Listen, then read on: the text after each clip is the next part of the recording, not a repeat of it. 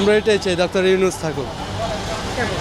এমনি উনি অনেক ভালো, দেশ চালাচ্ছে ভালোভাবে, ওনাকে চাই।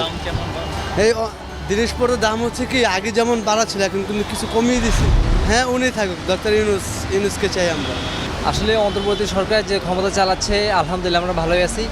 উনি যে দিক নির্দেশনা দিতেছে আর প্লাস যে বাংলাদেশে যে ভালো করতেছে আমরা ভালো আছি। আমরা চাই যে উনি আরও মানে যে কয়েক বছর থাকুক আলহামদুলিল্লাহ দেশের জন্য ভালো হবে। জিনিসপত্রের দাম মানুষের আয়ত্তে আছে, নাগালের সাথেই আছে।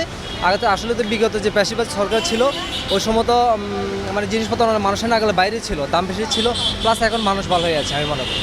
আলহামদুলিল্লাহ এখন আগের চেয়ে ভালো আছে। সেটা হলো গিয়ে দ্রব্যমূল্য নিয়ন্ত্রণে চাঁদাবাদি নেই, এখন মানুষ স্বাধীনভাবে চলতে পারছে, স্বাধীনতা ভোগ করছে, এই ইত্যাদি সব কিছু। এবার ঈদে কোনো যানজট নাই, কিছু নাই, ইত্যাদি সব কিছু মিলে আলহামদুলিল্লাহ এখন আমরা ভালো আছি। হ্যাঁ, অবশ্যই ডক্টর ইউনূস আমার মনে হয় যে আরও 10 বছর 15 বছর থাক, দেশকে উন্নত আসনে নিয়ে যাক, তাহলে এই দেশ আরও ভালো হবে, আরও উন্নত হবে।